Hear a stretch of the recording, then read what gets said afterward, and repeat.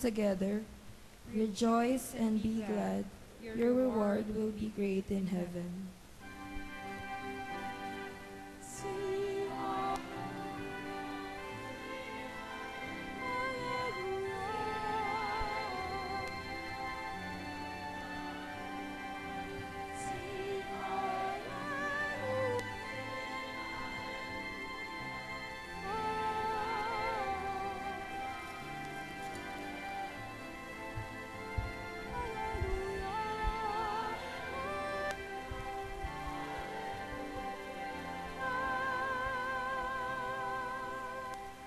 The Lord be with you. And with your spirit. Proclamation from the Holy Gospel according to Matthew. Glory to you, O Lord.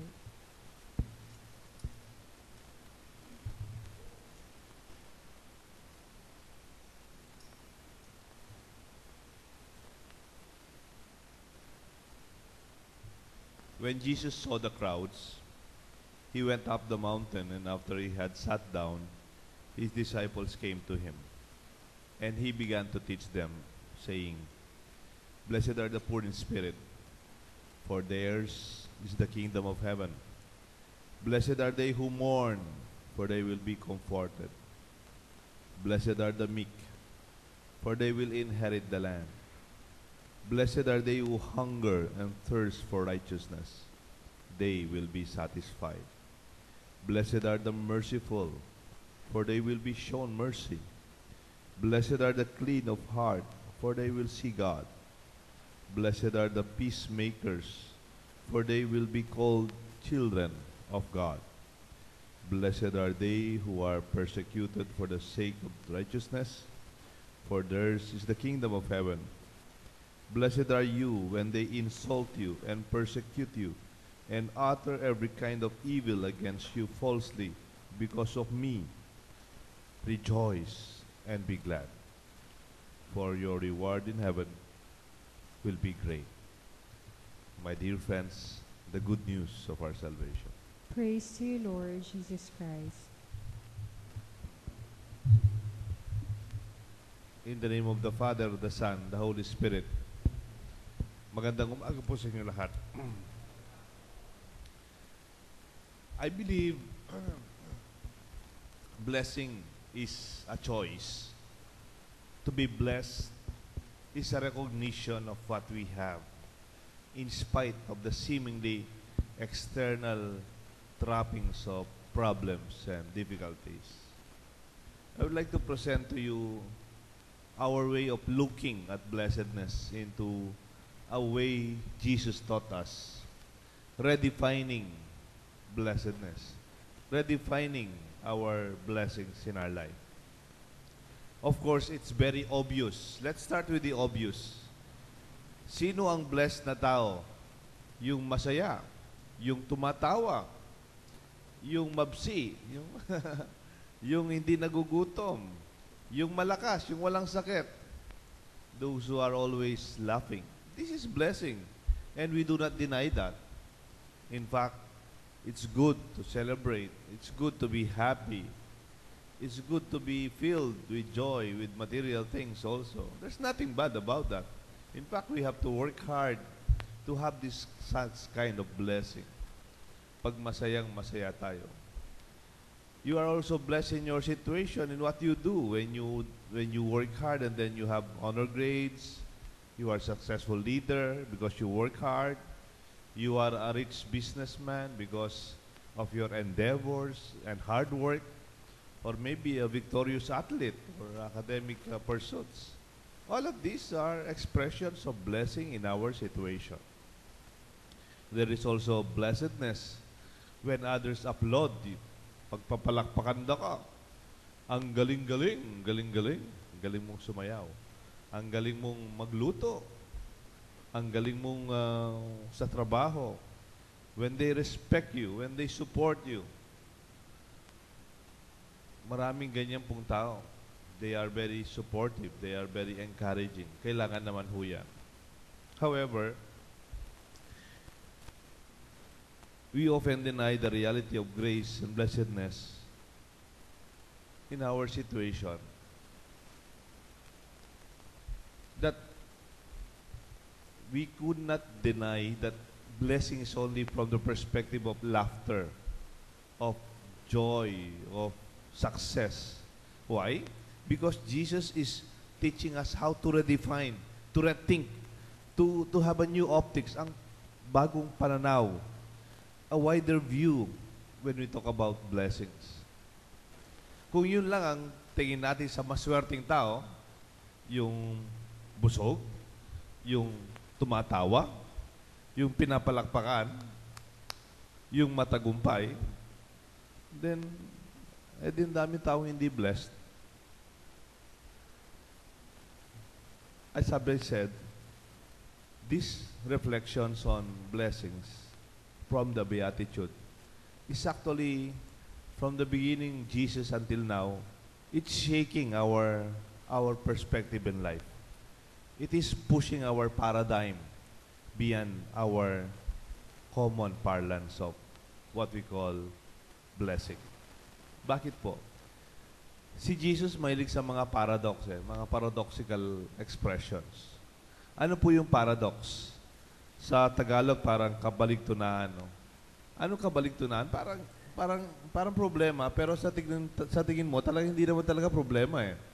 A paradox is a statement of proposition containing seemingly contradictory statements or elements in communicating a more profound truth. Kung titignan mo, parang hindi talaga tama. Problema yan, hindi maganda. Negative yan. Pero pag titignan mo, totoo naman, mas may malalim. No? Mas may malalim. May mas magaling na pagtingin. Halimbawa, Paul said, "It is when I am weak that I am strong." Because he was not referring to the strength of his body.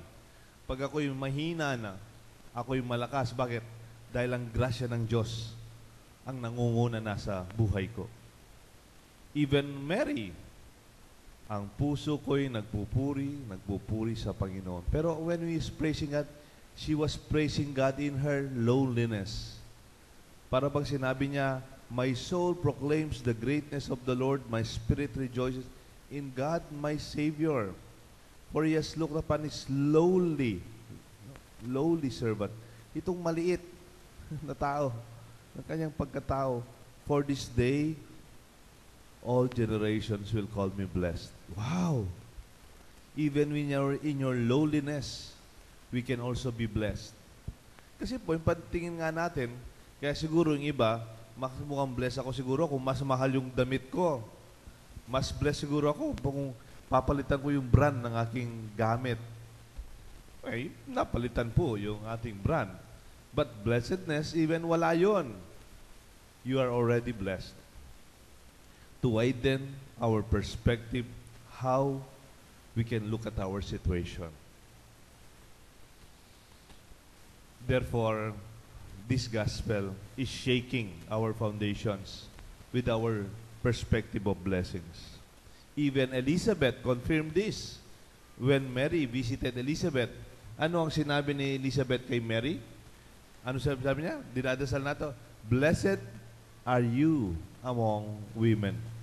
Anong gusto sabihin nun? Yumaman ba si Maria? Nakapag-asawa ba siya ng prinsipe? Gumandang kanyang damit? O lumaking kanyang bahay? No. Blessed are you among women because of what God has done in your life and you accepted it. You accepted God's will. Ito po ang sinasabi kong lahat nito. What can we get out of this? Una, it affirms your sense of wisdom. You can only say your experience of pain, your tears, and even hunger, when you call them blessed, I think you are already looking it from the hindsight. It's a wisdom perspective. Pagbabalik tanaw, balikan mo yung milabas. Sino po sa inyo yung nahihirapan nung nag-aaral po sila? Sino po yung nag-scholar? Sino po yung pinaaral ng ibang tao? Sino yung tunulungan? Kung titignan ho ninyo, when you look back, nung bata tayo, makalunos ko, kasakit, kabayat. But when you look back from a hindsight, with wisdom, you see, ang pinaghirapan natin, hindi naman curse, hindi naman sumpa. Yung mga taong pinaghirapan nila ang kanilang buhay ngayon, whatever they have now is a blessing. Kaya wag po kayong matakot kung yung mga anak ninyo kailangan mahirapan mag-college. Makalulus yung anak ko. Agar. No, let them. There will be a time you will be crying. Yes. Sabi nga ni Pope Francis, when eyes are washed by tears, they see clearly. Pag ang mata natin talagang namaganga sa kakaiyak, nahugasan sa ating luha, lalo mong makikitang maayos. Instead of people who are just denying the pain, the situation of the difficulty of their situation. May panahon pong iniyakan ko ang pag-aaral ko. Kasi po, pagkatapos ko naging pari na ako, pinaaral pa ako. O, siyempre, yes sir, yes boss, yes bishop, yes, opo. Nag-aaral na naman po ako. Nung po nag-aaral ako, nagtatrabaho pa ako sa social action. Tapos yung pinaka-director ko, nagpunta ng abroad. Nagtitesis na po ako. Sumusulat po ako ng thesis. Tapos very demanding yung education namin sa Makati. I really have to travel every day. Pagkatapos ng klase ko, hintayin ko lang yung traffic, uwi ako bandang 10:00 ng gabi. Pero nagbabasa ako habang hinihintay ko. Tapos, pag antok na ako, matutulog muna ako sa mga gas station. Pagkagising ko, makikita ko yung mga katabi ko, mga truck, natutulog din sila. And then I go back and then work. I will work 4 o'clock in the morning, yung mga papers sa office, and then by 5, I go. And then, darating ako sa school namin, wala pa yung teacher, matutulog muna ako sa parking. Okay pa sa akin yun eh. But when I already doing my thesis, tapos I was alone. I was crying. At libang ko yun niya. I was really, shit, this is very difficult. And you know, now when I look back, pinagdaanan ko yon. Sinasabi ko sa sarili ko, kung may problema ngayon, mas kaya ko. Bakit? Mas mahirap ang dinaanan ko kaysa dyan. I'm sure meron din dito. May isang engineer dito, kaya nakatapos daw siya. Kasi nag-working student siya. Natapos na lahat ng kapatid niya, natapos na lahat ng kuya. Siya na lang naiwan. Kaya minsan, naglalakad kami dyan, nakakwento ko siya, sabi, Father, kung may problema ngayon, wala na sa akin. Kasi mas mahirap yung pinagdaanan ko. I am tougher, I'm stronger, I'm blessed. Wisdom. People who are wise have gone a lot of difficult experience. You are blessed. Even your pain, your hunger, when you are insulted, nagpapatulong ka, hindi ka tinulungan, it's an experience of blessing to realize how hard it is that what we have is really God's grace. Tapos po yung ikalawa naman, because of this, pinagdaanan mo yan, you become more confident in looking forward. When you look back, you are wiser. But this time, pwede mo sabihin, dahil mahirap ng pinagdaanan ko, iniyakan ko na yan.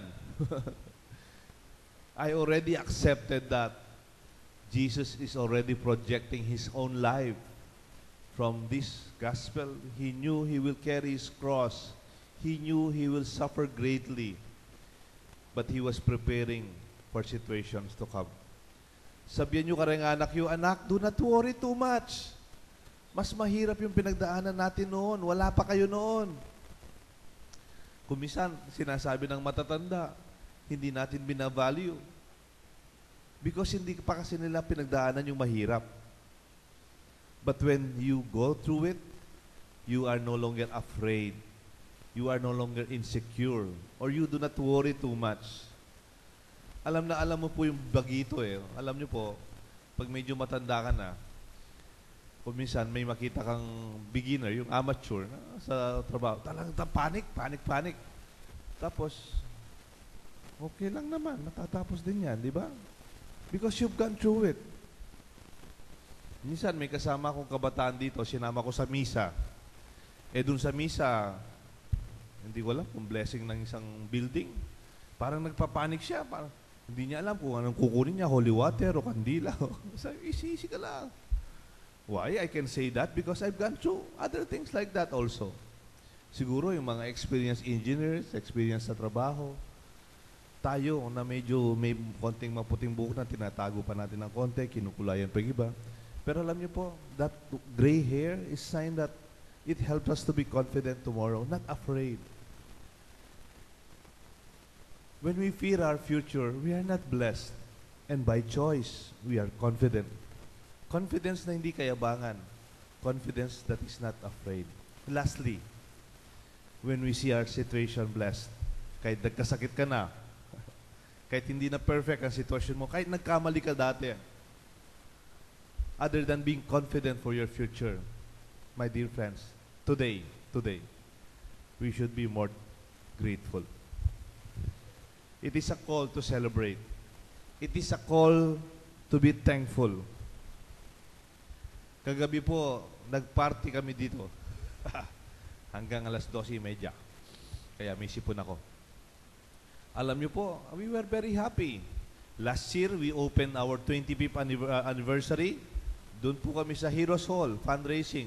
We were also tense kasi we are opening our 25th anniversary. Nag-fundraising po kami. So, maybe conscious din po kami sa mga donors namin. We want them to be happy. But last night, culmination of our celebration, ang natapos lang pong pagpapasalamat sa mga tumulong sa amin, sa mga naging partner ng community. I realize Pope Francis is correct that a parish is a communion of communities. That it is not only this parish standing alone. We have the homeowners of St. Jude, the homeowners of Solana, the homeowners of La Casa, the homeowners of Dolores Home Site, the senior citizens, the BCBP, the school, the teachers, and other organizations, Barangay San Agustin, Barangay Magliman. We were never alone. And to recognize that, we were celebrating our blessings. Kaya relax na relax po kagabi. You know why? It was just celebrating, hindi tayo pinabayaan ng Diyos at hindi tayo pababayaan. Ang galing-galing sumayaw ng mga bata at hindi masyadong bata. Ang saya-saya. Napagod po yung band dahil sa kakasayaw ng mga tao. Nung dinarala mo po, dakala po ikaw ang abiyas. I just want to end with this story of a cardinal in Vietnam. You know, there was a time in Vietnam, there was this great war and the communists took over. It is in the 60s. At meron pong very holy cardinal. Ang pangalan niya, Cardinal Francis Xavier Nguyen Tuan. Pero he was imprisoned for more than 30 years because of the communist government. Parang halimbawa, naging komunista yung Pilipinas. Cardinal Tagle will be imprisoned because he was just a cardinal and he was in prison. Ang pinaka-grateful blessing daw niya pag nakakapagmisa siya sa prison.